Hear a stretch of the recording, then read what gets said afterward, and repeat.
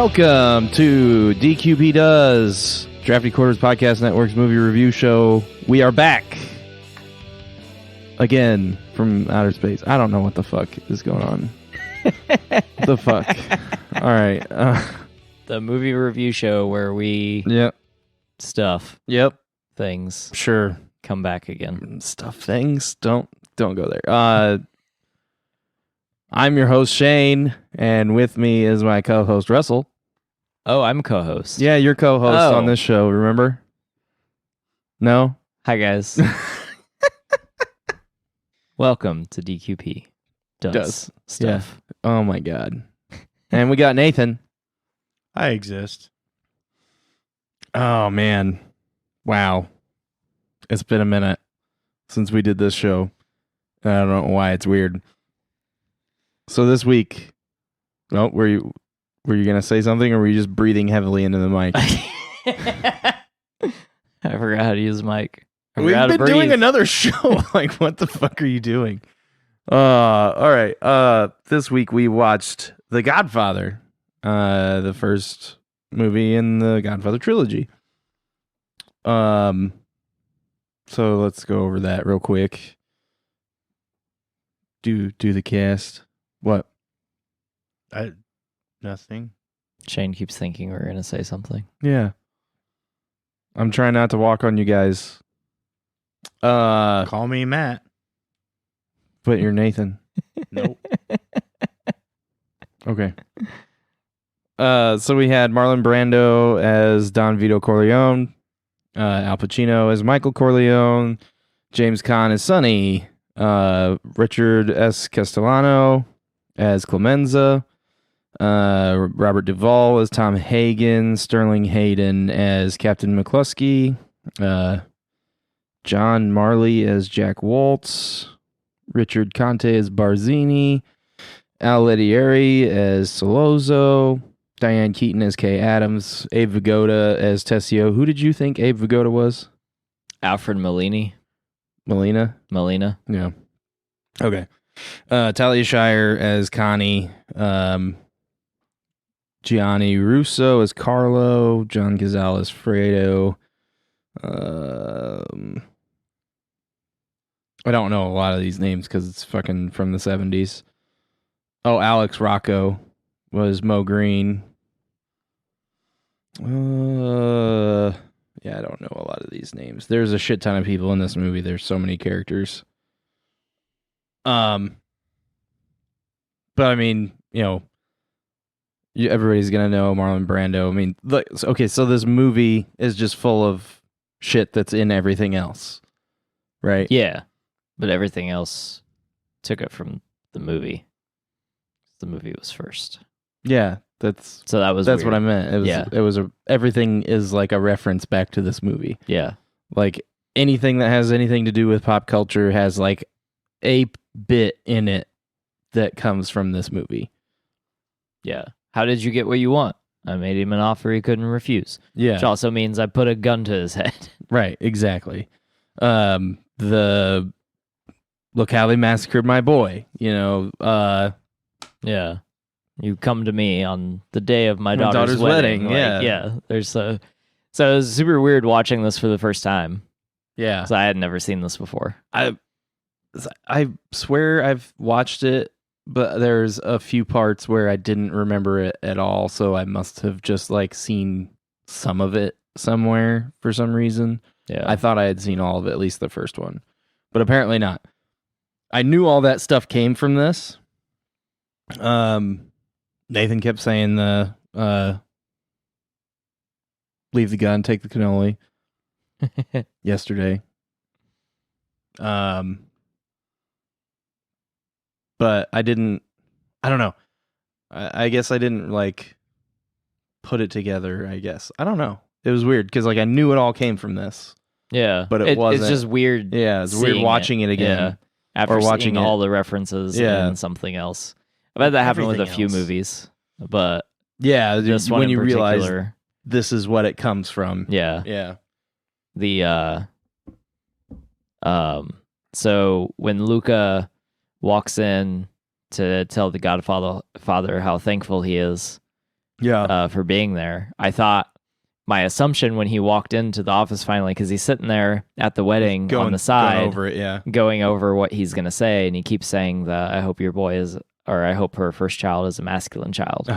And so, and the joke in Clerks 2 is as soon as she walks outside after Randall finds out she's pregnant, he immediately just blurts out, right, I hope your first child is a masculine child, because he doesn't know what else to say, and he's trying not to tell on himself, but he ultimately does. Right. So when Luca walks into the Godfather's office, I thought he was going to walk in and just immediately be like, I hope her first child is a masculine child. Right. And he didn't. I was a little sad because I thought it would have been funny. And then I was like, oh yeah, this isn't a comedy. Like in no way.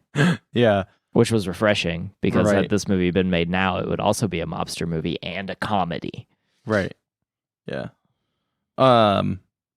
Let's do just like a really short synopsis. It's a mob movie, right? And it's about Don Vito Corleone and his family, and they're kind of on the tail end of Vito's reign as the Don. Yeah. And his son Michael comes back from World War II, and then they start having problems because some shit starts and Vito gets shot and Michael gets dragged into the business, and then so on and so forth, and they end up, like in a war with the other families. And it's about how Michael gets pulled in and ends up being the guy. Yeah. And he's the one that pulling the family out at the end, and he's the Don, and his dad dies, and then one of his brothers dies, and a bunch of people die, and he ends up killing a bunch of people because they betrayed the family. Yeah, that was something I didn't expect watching this for the first time. Was I thought Marlon Brando was in it way more than what he actually is. Right. I didn't realize the movie itself was more so about Michael's rise to power, less about the Godfather's activities. Like, I knew Michael was the Godfather in 2. Yeah. Like, I knew that was a thing. So, Right. like, I didn't expect Marlon Brando to make it out of the movie. But you expected it to be, like, mostly about him. Yeah, but I expected it to be about him. Right. Which, honestly, like, I'm kind of glad that it wasn't, because it makes his character so much more appealing when he's on screen, because like every line he delivers, it's magic, is fucking beautiful. Yeah, it's fucking magical. Like it makes it so much more impactful that it's only, however long of screen time. Like the longest feeling part with Brando in it is the part where he dies, when he's playing with his grandson. It's like, the longest single scene. Yeah. Well, I don't know that it is, but it just feels that way. It feels that way. Because like it's like, okay, yeah, it's a nice scene and he's playing with his grandson. Oh, why is he running around? That's probably not good. He seems old as fuck. And then, heart attack. Well, didn't see that coming. I expected the child to run across a landmine that had been planted in the garden and just blow the fuck up. Red mist everywhere. And so when Marlon Brando had a heart attack, I was like, oh, okay. All right. The fuck?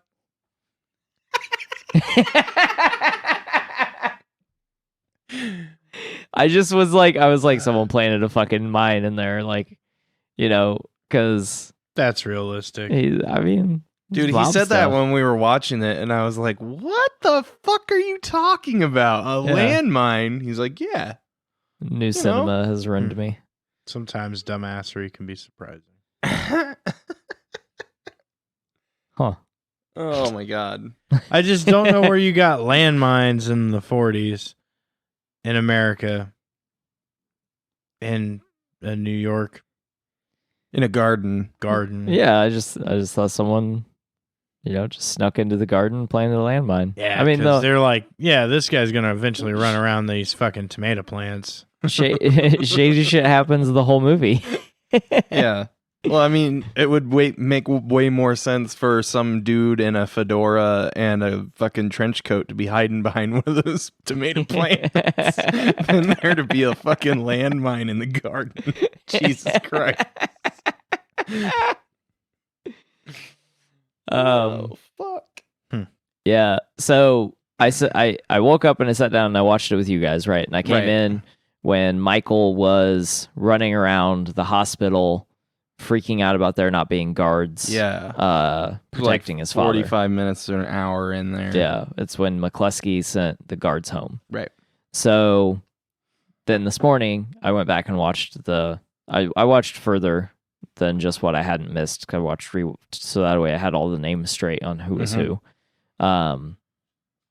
So I wanted to talk about the beginning scene because the very opening scene is the Undertaker. Yes. That Vito eventually goes and asks the return of the favor. Right.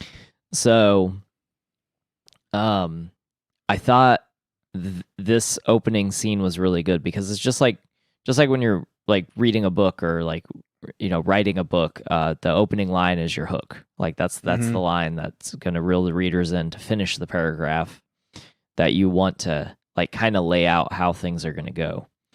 And the story that the Undertaker tells, I thought was very interesting because there's a lot of parallels in his story to what happens throughout the rest of the movie. Yeah. So, and it was like watching it the way I watched it was like I caught that because he's talking about things that happen with his daughter and like how he wants these people taken care of and he wants them killed. He doesn't want them just beat up. And Vito's like, you know, he's like, hey, you know, you come to me. Why are you so disrespectful? Like, you don't come to me out of friendship. You've wanted to stay away from all of this whole time, and has this conversation with him. Yeah, and now you want me to kill someone for you. And now you want me to kill someone for you. So it's kind of like the reverse of what happens throughout the movie because the daughter, his daughter, Connie, Connie gets beat by Carlo, and eventually Sonny has Carlo killed. He beats him, but then Sonny doesn't. Sonny beats his ass. Sonny beats his ass, but he doesn't kill him. And then, so Sonny beats his ass, and then Carlo sets Sonny up to get murdered. Yes, and because he's a piece of shit. Yeah, because Carlo's a piece of shit. Yeah. So, and then Michael... Sonny was kind of a piece of shit. They're both pieces of shit, but, like, Carlo was worse. Yeah, Sonny's like a hothead, and like, you want to like him. Well, yeah, I guess that's frowned upon. You're...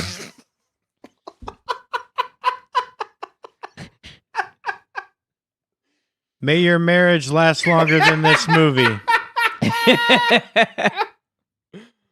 Wow. Okay. If you haven't heard, I'm engaged. We're not sure for how long. Yeah. Oh, fuck. We hope for the best. Yeah. Mazel tov.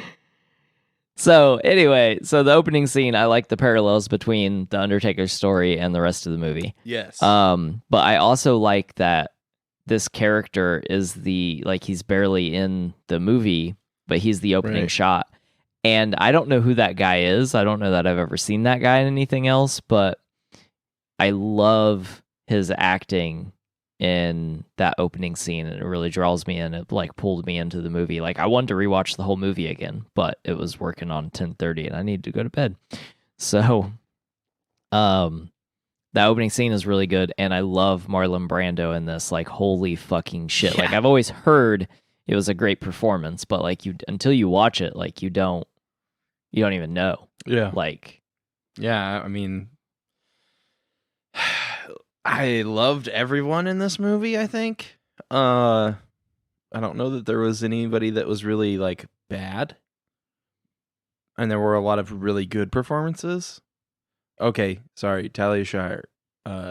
She was a little over the top. But it wasn't bad. No. It was just over the top. But and there were some good, really good and great performances, but nobody came close to what Brando did in it. Like, I really like Pacino in this movie, and I like James Caan always. But Brando like smoked both of them. Like, it was just insane. Like, and it was, I think part of it, we talked about this earlier, was because of how little time he had, but just like the lines were amazing and they were delivered so well. And there was like a really interesting body language and everything to everything that he did. Yeah, so it just made it great.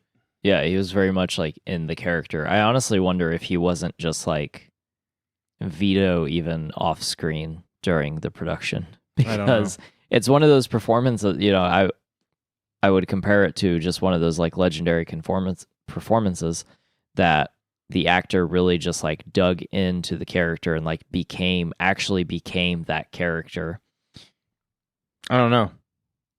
Did you know that the cat at the beginning was like not supposed to be there? Dude, that's a big deal. My pop vinyl has him with a cat in his hands, and I love that. And I love when Squanch sits on my lap and I'm in my computer chair, I'm like, I'll be like petting her and just like I like to say to myself, I made him an offer they couldn't refuse. Question.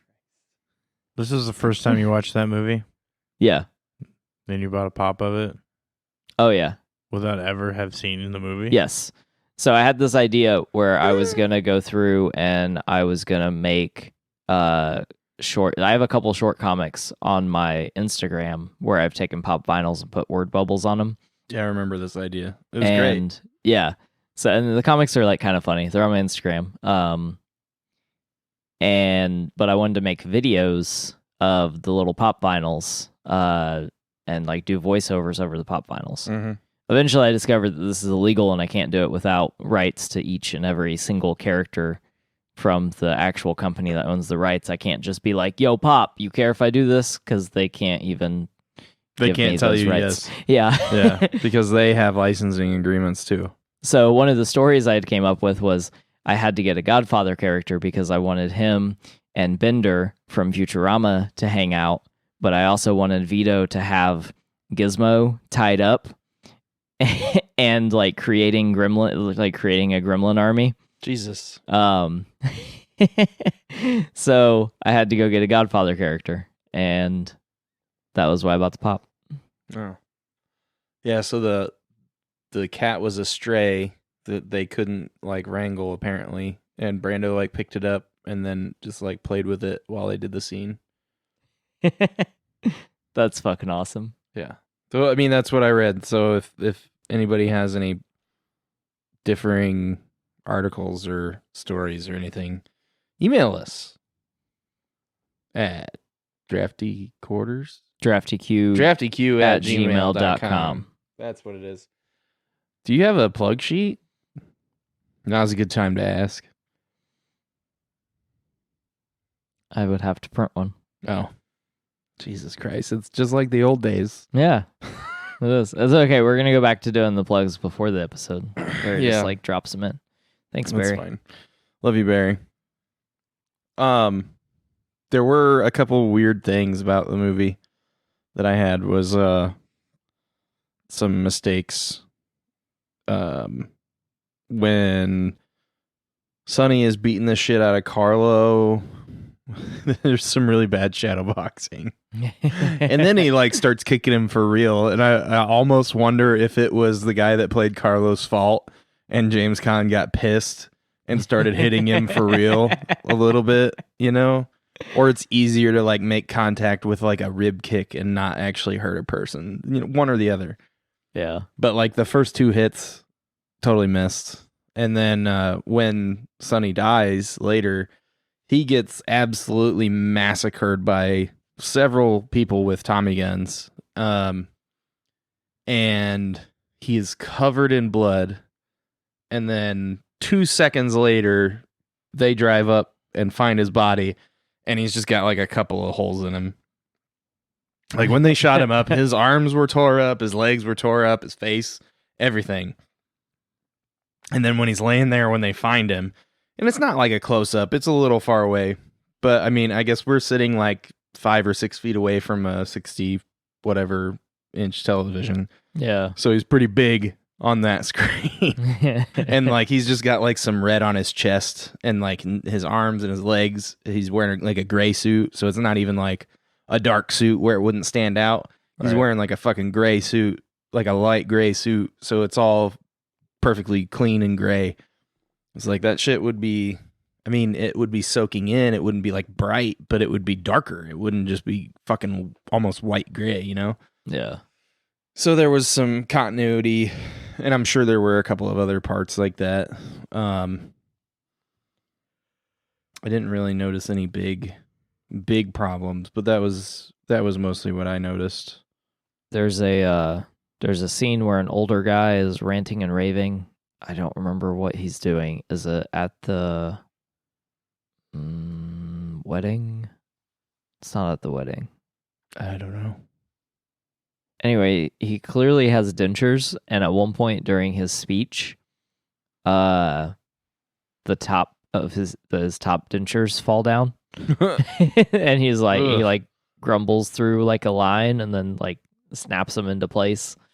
I thought that was amusing. I don't know. They probably just left that in. Huh. Didn't care. I imagine they seen it. I don't know how they wouldn't. Was it during the meeting? He's in front of a lot of people, not just like a private meeting or anything. Oh. I don't know. And he's not like a main character. I don't like know one which of the part side it was. characters. Well, I mean, there was like the mob, like the family meeting, the 5 families meeting. Mm-hmm. And like 2 different guys had pretty big spiels that aren't in the rest of the movie.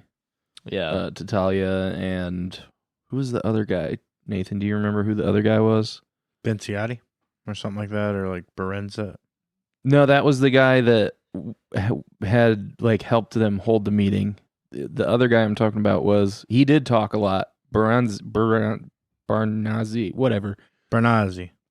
That guy, he talked a lot too, but the other guy was sitting next to Vito, and he was like, I don't like drugs either, but... I mean, he wasn't that important. Yeah. He was just like, I don't like drugs either, but if we can make money off this... Yeah. Just don't give them to kids. You know what's funny about that? That exterior shot for the summit meeting of all the families was at the Federal Reserve Bank of New York. Oh, yeah. Seems like an unlikely place for this meeting, but it's an indication of how high their influence reaches.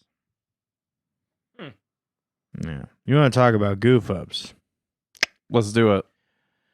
When Michael finds his father without protection in the hospital, he picks up the phone by the bed to alert the family. The receiver is a curly Q cord. That didn't happen until the mid to late 50s.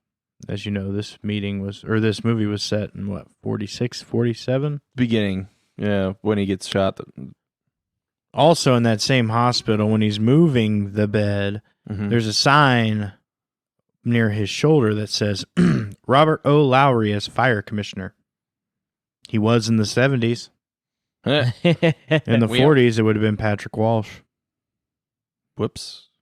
When Captain McCluskey confronts Michael outside of the hospital, you can hear a woman's voice emanating on the radio.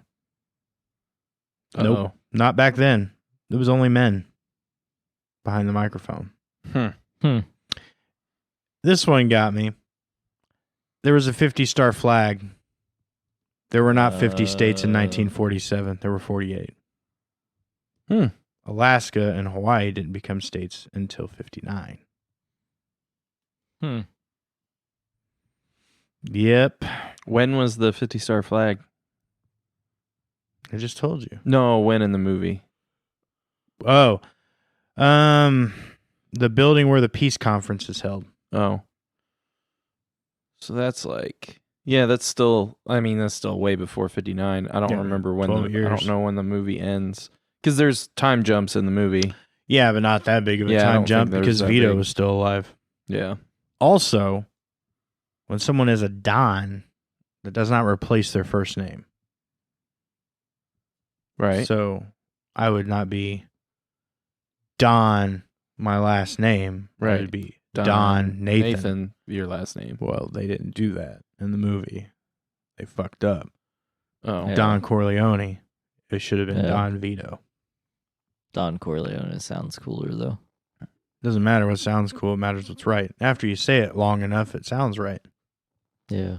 That's just the way it works. Yeah, I don't know. It's almost. I don't know if they would. Yeah, I mean, you're probably right. Because it almost seems like a Mister, you know, like because they would call him Mr. Corleone because it's supposed to be respectful, right?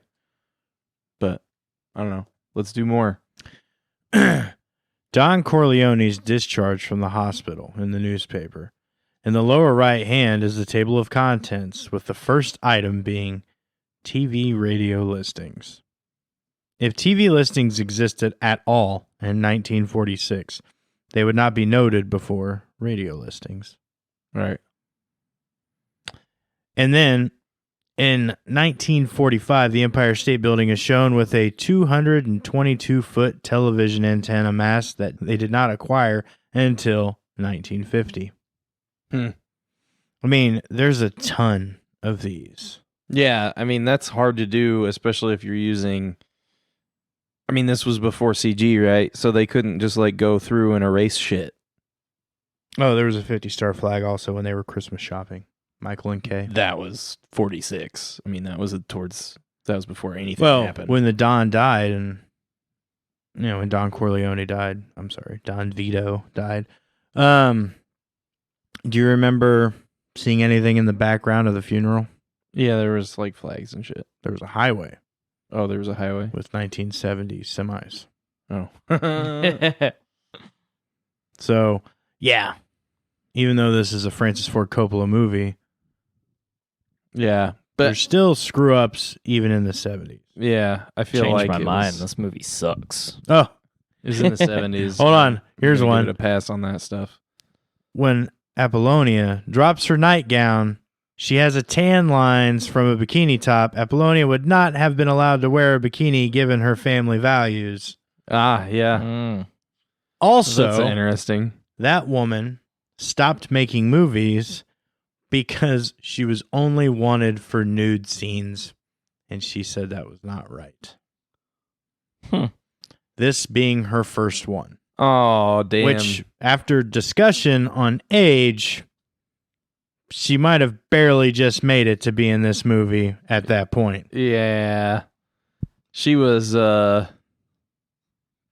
born somewhere around 18 years before this movie.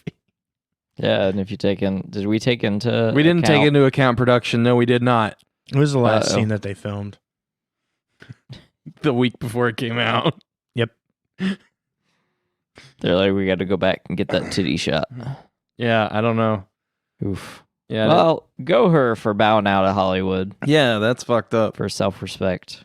Yeah, you don't get that a lot these days her either. first role was nude role. I mean, she did other stuff, but she was nude in her first role, and then every role after that, they're like, we want to see your tits. Yeah. Nah, that's bullshit. Creepy Hollywood. Diane Lane didn't have to show her tits in this movie. No, that was much later with Jack Nicholson in the 2000s. And she went full nude in that. Fredo removes his sunglasses twice during Michael's meeting with Mo Green. Oh, yeah. Apparently it got bright in there. Fucking Fredo. Speaking of the kids, I really like the scene where Sonny interrupts Vito in the meeting and like kind of explains what he's thinking. And then Vito calls him in and he's like, you never tell someone outside of the family what you're thinking. And then it gets Vito shot. Yeah. Because like the thing I like about old cinema and like this movie is that like it's not up in your face about shit, because there's like a small throwaway line later, because you're just kind of like, if you're not really paying attention, you're just kind of like, oh, now Vito got shot, they finally got the balls to go kill him. And then there's a small throwaway throwaway line later where that wouldn't have happened had Sonny not spoke out, because they wanted Sonny to take over because Sonny liked Solozzo's idea. So Solozzo was like, let's get Sonny in charge. And it made Vito look weak. So I thought that was interesting. I thought that was a good little piece in there. There's a lot of really good like little foreshadowing bits in the movie throughout the whole movie. Yeah, I mean, like the 70s, I feel like some of that, I mean, the highway thing kind of sucks, but like the TV mast and the fire marshal thing, the radio thing they could have done correctly, the newspaper thing they could have done correctly, but the other ones, it's like, I mean, what are you going to do? They didn't have CG to fix stuff, and if they didn't notice it when they first filmed it, and they can't fix the fucking Empire State Building. If they use a new video of it, then they can't, go back and fix that. So give it a pass on some of that stuff. Not all of it, but some of it. If you were going to give... So let's take Marlon Brando out of the equation. And... Pacino. If you were going to give someone an award for best acting in the movie... Pacino. No. Not at all. I was going to give someone an award for best acting, it'd be Carlo. He took an ass beating without getting an ass beaten. Oh, fuck. This might, only having watched it the 1.5 times, this might be one of my favorite, or is my favorite Al Pacino role. So I'm really into that. I think he does a phenomenal job, especially like the change in character, and I love watching his character evolve over the course of the movie. You haven't seen anything yet, man. The second one. Yeah, I know. See, I've always been told that the second movie is one of like the best movies ever. It's like number 3 on the IMDb list. The first one is so good. Yeah. And I mean, you got Marlon Brando, you got Al Pacino. I mean, they're fucking on top. And James Caan. He's so fucking much of a hothead in this. But he stays true to his character. And then Robert Duvall with hair. Like, he's fantastic. Yeah, I really like Tom. Great character. And then a lot of these guys that you see that are just like mobsters in these movies, like that was what they did after this. They just played mobsters in other movies. Yep. At the end of it, when they take out, I want to say his name's Sal. Yeah, Sally. And they don't Pagoda. Like, he's like, he wants you to take separate cars. Okay, so you two go in that car, and then Tom's like, I'm not gonna go with you. And then like he knew, and he was like, "Oh, I'm fucked." I love that part, and I always forget that part's gonna happen. I see him early on in the movie, and I'm like, I think he dies, and then like all the death happens, and I'm like, oh no, he doesn't die, and I was like, oh, he's the last one to die. Yeah, and then Connie comes in crying about her husband dying. Oh yeah, kill Carlo. He was beating your ass constantly. Yeah, but that's unacceptable. For killing him. Mm-hmm.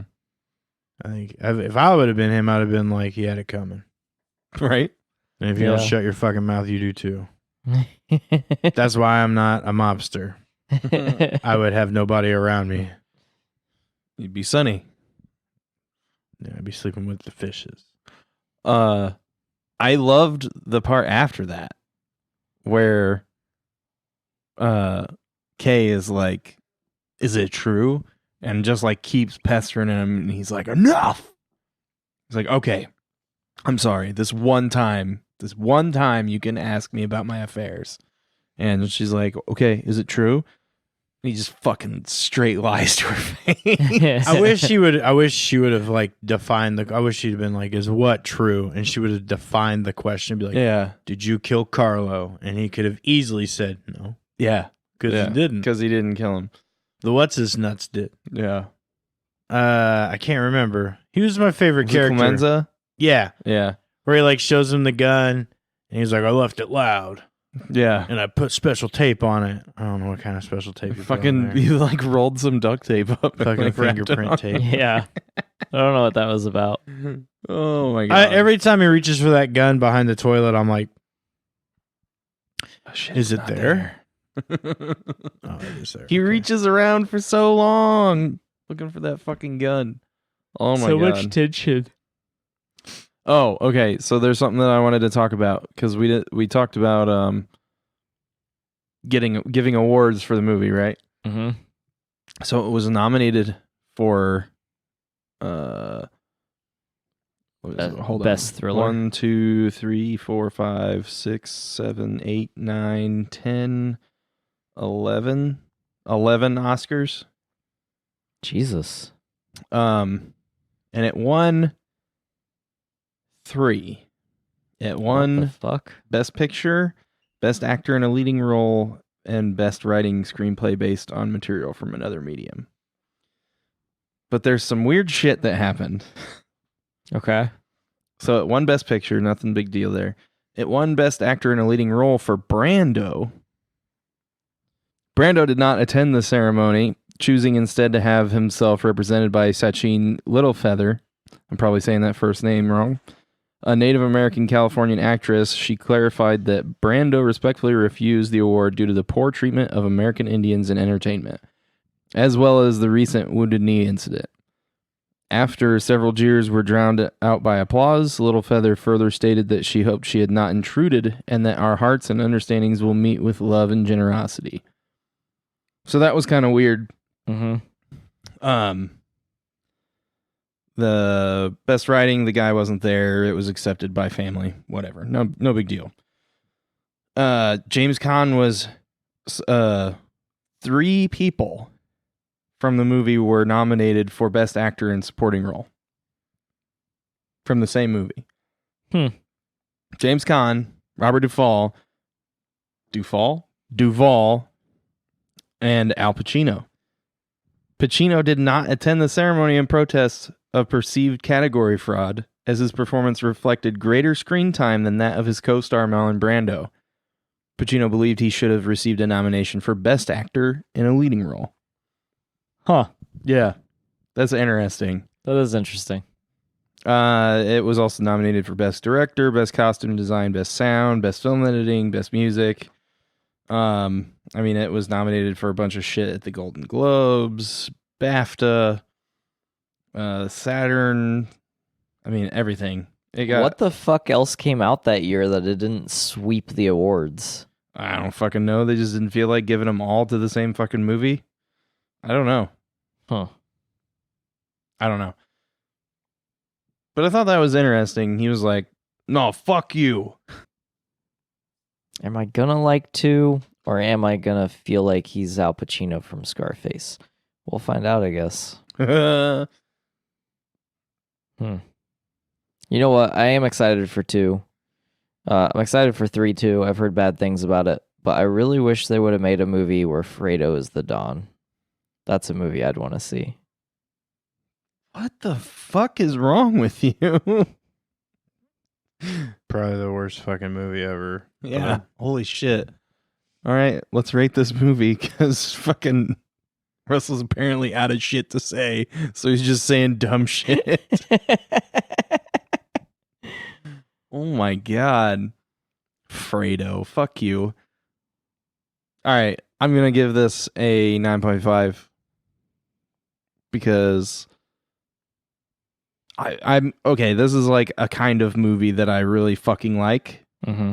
Just like the long form mob movie. Yeah. Most of them are amazing. I mean, they can be fucked up. It's actually pretty easy to fuck them up. But I mean, this was the fucking best. One of the fucking best ones. Yeah. Right. So, Brando, Pacino. I love Robert Duvall. I love James Caan. I love, I even like Abe Vigoda. Like, Abe Vigoda is pretty cool. Yeah. In like everything I've ever seen him in. Yeah, I love him as Doc Ock. God I feel like I need to explain that. Go ahead and explain. So, like, it's not that I confuse the actors; it's that I confuse the names. Like, because they look nothing alike. No, I just for some reason you think Alfred Molina is Abe Vigoda and vice versa. Yeah. Not because they look similar. You don't get them mixed up. You get their names mixed up. Yeah, which is stupid. Yeah, your brain doesn't work. Yeah. But, I mean, all the acting was pretty great. Like I said, Talia was a little over the top, but whatever. And, like, there were some scenes where it was like, I mean, I was talking to Nathan about this, because we were talking about there's been some slow burn movies that we've watched where Nathan didn't enjoy them. Mm-hmm. This definitely has some of those elements, but it doesn't have that problem. And, this is a movie that he really loves. And it's like, I think it's just because those scenes where it's like establishing shots or just like people walking or something, it still has something going on to make it important. So like the scene that he was talking about this happening, he was talking about how the movie was long and there was like some elements of like a slow burn stuff, was when Michael is courting Apollonia. Yeah. And they're like walking down the road, and then like all the old the older ladies are like following them, and then his two guards are following them behind that. Mm-hmm. And it's a long shot. It's like a good minute or so. Yeah. But there's still a lot happening because it gives you an idea of their budding relationship. It gives you an idea of the culture in the area, and that there's still danger. Yeah. Like there's a lot that happens. It's not specifically designed. It's designed to give you information, not to make you without words. Yeah. And like all that shit was like that, and it was fantastic. Yeah. Like he said about the Federal Reserve, an establishing shot of a building. It's not only that it's just like a nice, cool building that they're having this meeting in, it shows their power at the same time. Like everything is like that in the movie. Yeah. And that's, I think, one of the things that makes it so good. Yeah. Yeah, it's good. I mean, I agree with pretty much everything you said. I will also give it a 9.5. No, I'm gonna give it 9.9. 9.9. Because I don't know that I would have done this movie any differently.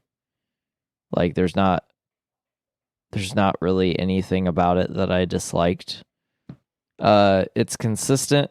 It's engaging. Yeah. It does constantly feed you information, whether it be consciously or subconsciously. The character development is fucking amazing for so many characters. Yeah.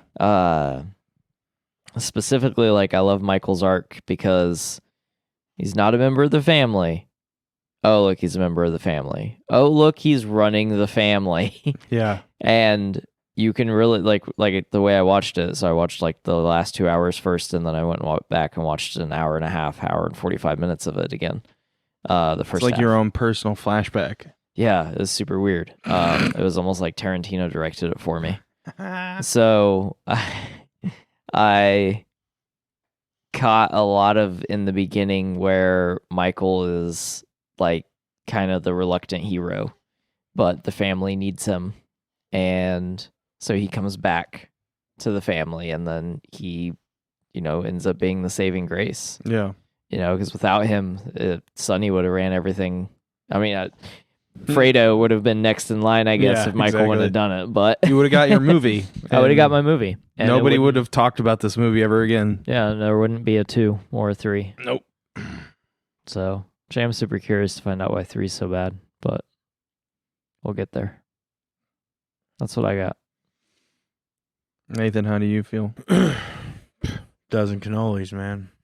You ever had a cannoli? I don't think I have. Yeah, I don't think so either. fucking delicious. It's like a taco with dessert. Where can I trade my guns in for them? They're like, calm down, Joe. I'll explain.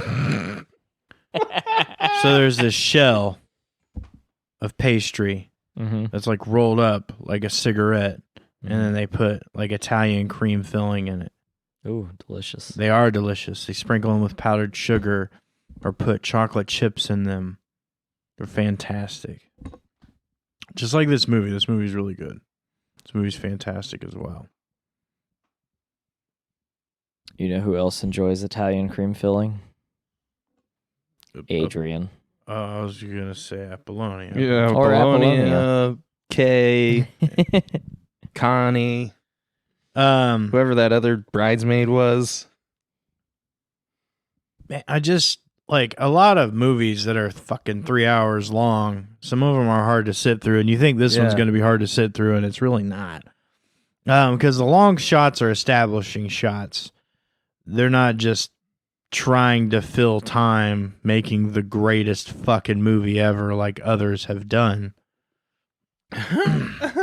Some of them are designed to make you feel alone and isolated, but it just depends on who you are and whether or not you like that. We don't have to talk about Blade Runner every episode, guys. I thought this was DQP Does. Yeah. Where do you think it started? So yeah, I mean, if you want to feel isolated and alone, this doesn't lead down a good path. I'll let you know that.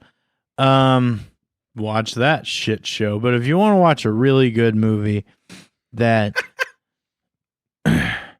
that just has probably the greatest actor in it ever in Marlon Brando, who is considered to be probably one of the greatest actors ever.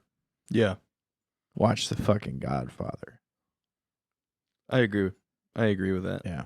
It's 3 hours, but it goes by super fast. It's like 2 hours and 58 minutes, right? Yeah. Yeah. Yeah. I mean, so it was weird because I didn't quite get it at first. Like, I got up to when Michael goes to Sicily, and I started kind of losing I was like, wait, I mean, that pretty much concludes the story arc to me, but it kept going, and I was like, where's it going from here? And then it was like, oh shit, we didn't finish it. All right. You know? Yeah. All right, so next week we're going to watch Godfather 2. I thought we were watching Legally Blonde. Oh, yeah, that's what we're doing. I just wanted to say a movie that had nothing to do with Godfather. Oh, my God. That's right. We're going to watch a bunch of mobster movies. Yeah, we're gonna watch 2 and 3, and then we're going to eat spaghetti. Yeah. All right, so we did Godfather this episode. We're doing Godfather 2 next week. The following week will be Godfather 3. The week after that is Godfather 4. No. The week after that is Godfather 5. Nope. Casino? Is this a trilogy? Yes, it's a trilogy. What does it follow the rules of a trilogy? Oh my God. Thanks. Thanks for listening to DQP Does. This is first episode back. Train wreck. Thanks, Russell. Nathan, you did great.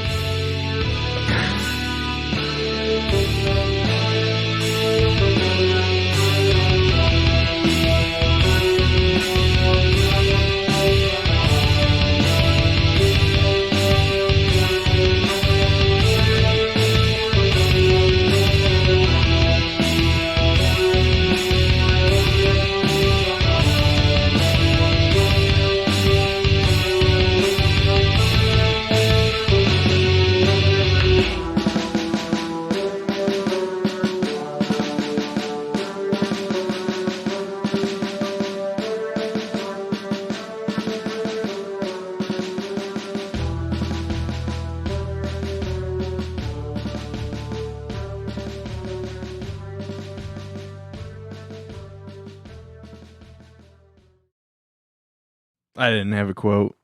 It's like one of the most quoted movies ever, and you ain't got a quote. I mean, we used them all already. Jesus Christ. This has been a production of the Drafty Quarters Podcast Network.